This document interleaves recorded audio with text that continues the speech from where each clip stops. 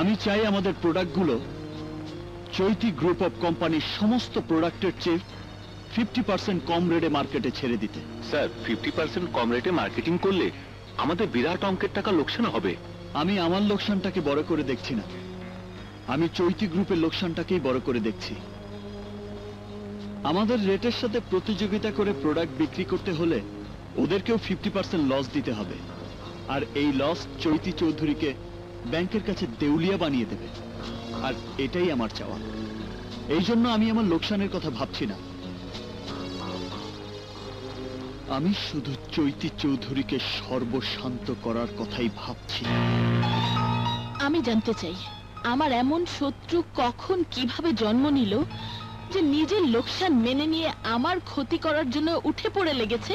এই শত্রুর খবর তো আপনার চেয়ে আমাদের ভালো জানার কথা নয় ম্যাডাম, আপনাকেই খুঁজে বের করতে হবে কে এই শত্রু। অ্যাকাউন্টেন্ট হিসাবে আমি শুধু এইটুকু বলতে পারি ম্যাডাম, এই শত্রুতার কারণে কোম্পানির লোকসানের পরিমাণটা 100 কোটি টাকাতে গিয়ে দাঁড়াতে পারে। শুধু তাই না ম্যাডাম, এই লোকসানের কারণে ব্যাংক থেকেও একটা চাপ সৃষ্টি হতে পারে। তাই আমরা মনে করি ম্যাডাম, শত্রুতার কারণটা চিহ্নিত করে একটা আপোষ করা উচিত, নইলে কিন্তু আমাদের জন্য আসলে একটা কঠিন বিপর্যয় অপেক্ষা করছে, যে বিপর্যয়ের ভাঙনে হয়তো আপনি দাঁড়িয়ে থাকতে পারবেন না ম্যাডাম।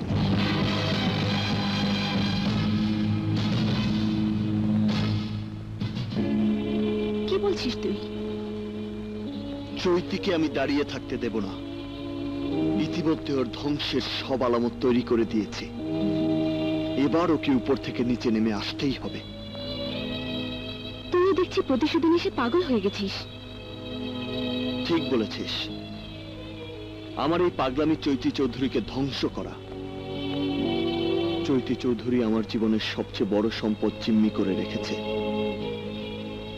বিনিময়ে আমি ওর চোখের ঘুম হারাম করে দেব।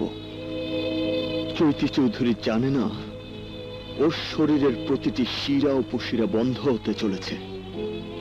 আগামীকালের ব্যবসায়িক সমিতির নির্বাচনের পরে ও বুঝতে পারবে চৈতি চৌধুরীর দিন শেষ, আমার দিন শুরু। নির্বাচন 2008-এর নির্বাচনী ফলাফল ঘোষণা করছি। 2008 সালের নির্বাচনে জনাব আইকের নেতৃত্বে সবুজ প্যানেল সাবেক সভানেত্রী